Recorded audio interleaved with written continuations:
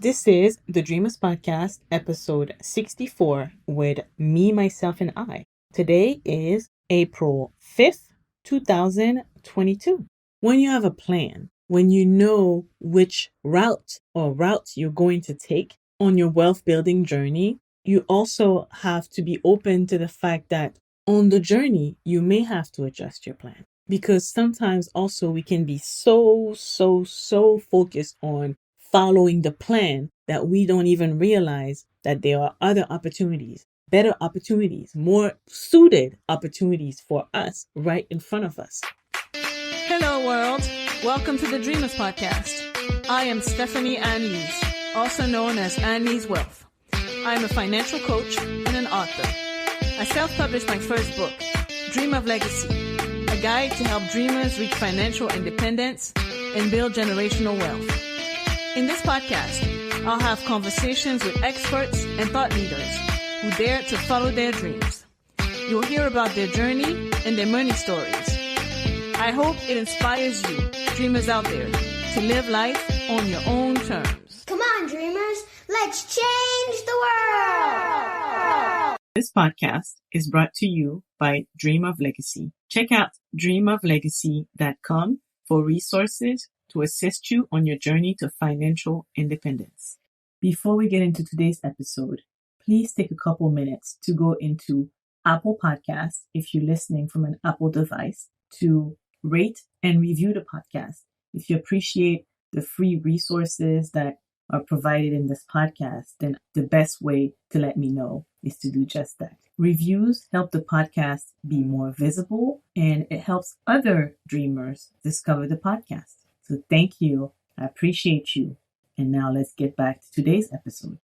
Hello, welcome to the Dreamers Podcast. I'm your host, Anne-Lyse Wealth. Thank you for joining me for this solo episode of the podcast. If it's your first time listening to the podcast, then I hope you enjoy what you hear and that you'll hit follow so that you never miss an episode. If you've been rocking with me for a while, thank you. This is the first episode of April. We had some amazing guests on the podcast in March. We spoke about how to be intentionally rich with Angie and RJ from Rich by Intention. We talked about how to let go of trauma to live in abundance with Jacente Wamala of Jacente Jams. Tanya Rapley touched on how to unleash the power within you to become limitless. And just last week, we had Anthony O'Neill, who chatted with me about building influence and maximizing each season of your life. So today I want to talk about writing your money story. I recently wrote a piece for the Harvard Business Review Ascend, and it was about how to build wealth when you don't come from money. For that piece, I interviewed 4 women who came from humble beginnings and went to build wealth for themselves and their families. I received a lot of good feedback about that piece because it covered wealth building from a different perspective, really. Because to me, when it comes to building wealth, developing habits and having systems are both very important.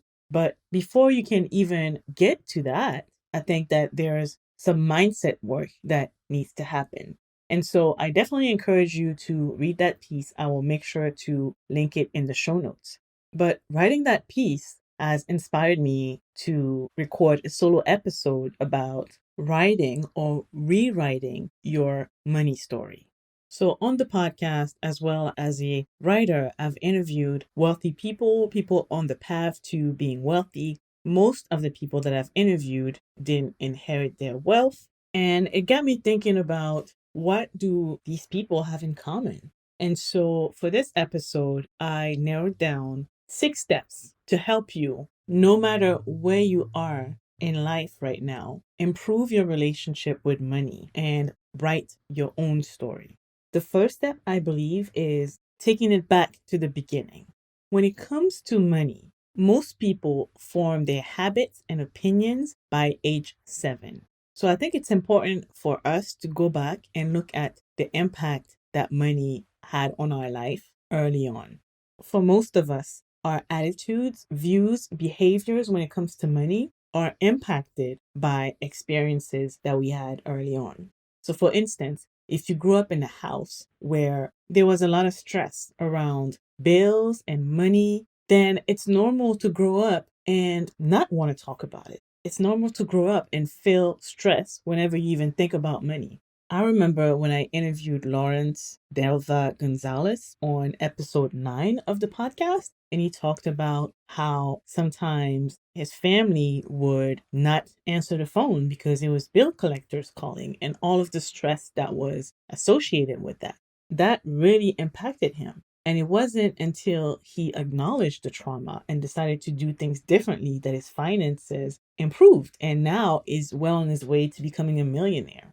If you grew up in a household where your parents or your family talked about investing, managing debt, and the positive side of having money or what money can do for you, then you're going to have a totally different outlook on money. So I think the first step really is to understand the impact that your upbringing, your early financial experiences have had on your views on money and start questioning them. So once you've taken the time to sit down and really analyze your relationship with money, how you feel when you think about money, when you look at your bank account, if you have an investment account, when you look at your investment account, all those feelings, you acknowledge them.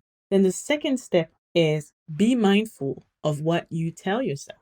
So if you're constantly telling yourself that you're not good with money, the outcome is you're not going to be good with money. If you tell yourself that you cannot earn more money, then you're not going to earn more. If you tell yourself, I'll never be able to afford it, then you're signaling to your brain that it shouldn't even bother trying to figure out how. So being mindful of the things that we say when it comes to money and what we tell ourselves and changing it for positive affirmations. So instead of saying, I'll never be able to afford this, it could be, I can't afford it right now, but how can I do it? Instead of saying, I am broke, tell yourself, no, I am not broke. My finances are not the best right now, but I am figuring it out. Instead of saying, I'll never earn that much money, decide if you want to earn that much and then start thinking about a plan to get there. So whatever limiting beliefs you may have when it comes to wealth building, let go of them because it all starts with you believing that you are worthy of the wealth that you want to build, that you are worthy of looking at your bank account, investment accounts, and smile and be happy and not be stressed all the time. You are worthy of earning the income that you desire. It all starts with changing the mindset and what we believe is possible and what we tell ourselves. Step number 3, forgive yourself. Nobody is perfect with money. Some people make huge mistakes, others make smaller mistakes. But at the end of the day, you cannot go back and fix the mistakes. So it's important to let go of them, learn whatever it is that you need to learn from them, and move on. Forgive yourself. As long as you're here, you have the power to change things. So if you are in debt, instead of telling yourself that you will be in debt for the rest of your life, look at your situation right now. Go ahead and calculate your net worth, your assets minus your liabilities. Look at the debt that you have and come up with a plan. There are plenty of resources available for free. You can visit dreamoflegacy.com. You can listen to previous podcast episodes of guests who had huge amounts of debt. And instead of accepting that it was going to be part of their life forever, they decided to tackle the issue. They created a plan and they got rid of the debt or made a huge dent.